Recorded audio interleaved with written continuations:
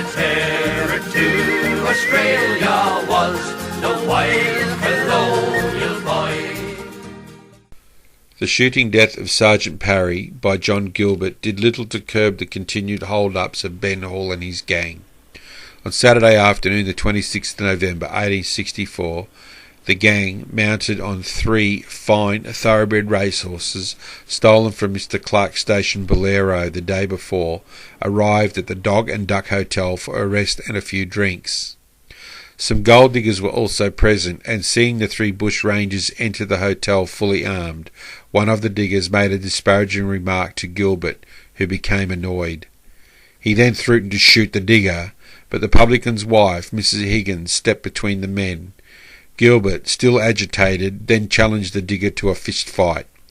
The digger agreed, and a stand-up battle between the 2 men commenced, with Happy Jack Gilbert the victor. After the fight, to show no hard feelings, the bushrangers shouted drinks to the bar for all present, and then departed, continuing on towards Forbes. December 1864 saw the bushrangers back operating in the Goulburn district, impervious to the police.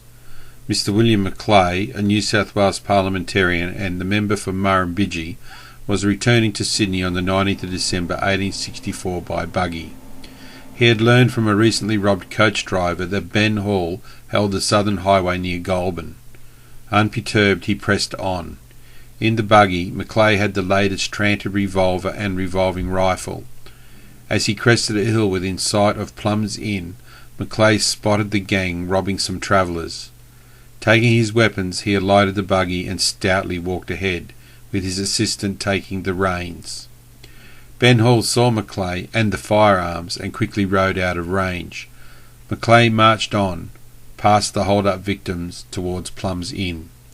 400 yards from the inn, Macleay remounted the buggy and charged full speed for the inn. Suddenly, Ben Hall, Gilbert and Dunn appeared, firing their revolvers.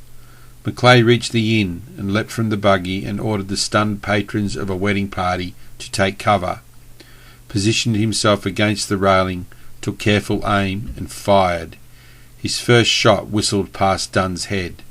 Realising they faced a formidable foe, the bushrangers retreated, leaving Macleay the toast of the day. The gang next appeared on Boxing Day, December 1864. Ben Hall and John Gilbert and Dunn, in the company of 3 women, Ellen and Margaret Monks, and Hall's latest girlfriend, Christina McKinnon, arrived at the township of Binder for the annual dance.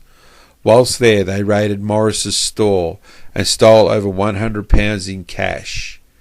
Ben Hall then ordered the Morrises to join them at the dance at Binder's Flag Hotel.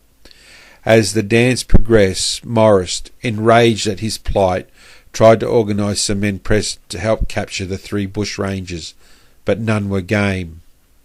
Morris escaped out a window and jumped a horse to seek help, followed by a couple of shots from Gilbert. Enraged at Morris's action, the gang returned to his store and set it on fire, burning it to the ground. After some more revelry with the girls, the gang rode out of Binder. Shortly after, Ellen and Margaret Monks and Christina McKinnon were arrested, and at their trial evidence showed that Ellen and Christina actually helped pile the wood on the veranda in the burning of the Morris's store.